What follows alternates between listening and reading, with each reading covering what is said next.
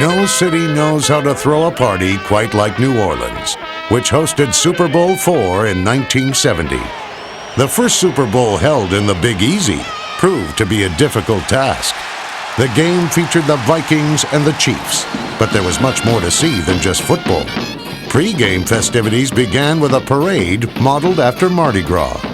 If you're going to do something here in New Orleans, if you're going to try it, you better go all the way if you call yourself entertainment. Going all the way included the release of 20,000 colored balloons and 3,000 birds, nearly causing a mid-air catastrophe that resembled an Alfred Hitchcock horror film revisited. It looked for a moment there was going to be a collision. They missed by inches of really have a calamity. As pigeons filled the horizon, dueling trumpeters representing each team played the national anthem. One of the musicians was Tonight Show band leader Doc Severinsen. His rendition of the Star-Spangled Banner nearly turned into a funeral dirge for a co-worker of broadcaster Pat Summerall. He looked at me and he said, I think you ought to get somebody else to spot the game. The game is about 5 minutes away now. And I said, why? We hired you. We thought you were the best. Why? He said, because I think I'm having a heart attack. And with that, he falls right over in the booth. He wasn't the only one falling flat, as a hot air balloon destined to soar struggled to get off the ground. It was a little windy that day, and the floats and the hot air balloons started going over toward the stands. The balloon holding a Viking mascot caromed out of control, resembling a sinking Nordic ship with no life preserver.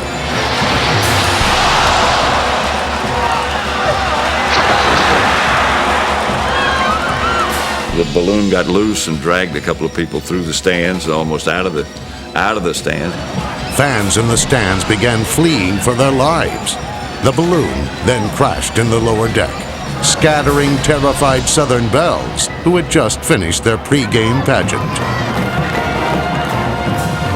Super Bowl IV organizers hoped to create a surreal experience, but this wasn't what they had in mind. Fortunately, no one got hurt, but it was pretty scary, and that was only the pregame show. When it didn't work, it could be disastrous, as was the Battle of New Orleans halftime show. They had hundreds of soldiers spread all over the field and all sorts of cannons. Many were unable to see the battle reenactment due to dense smoke covering the entire field. Consider them lucky. It turned out to be a disaster. There was gunfire back and forth either side of the field. There was smoke all over the place, and hundreds of people on the field dressed up as soldiers. Some of the casualties in the recreation weren't acting.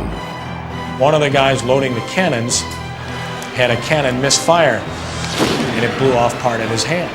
The dance team at the time, they were standing no more than 15 feet from where that happened, and they witnessed this take place, and some of them were literally sick to the stomach. As far as I'm concerned, that's the last Battle of New Orleans that we're going to be involved in. After that particular faux pas, as we call it down here, they toned it down significantly. Learning from the mistakes of its past, New Orleans has hosted the big game more than any other city.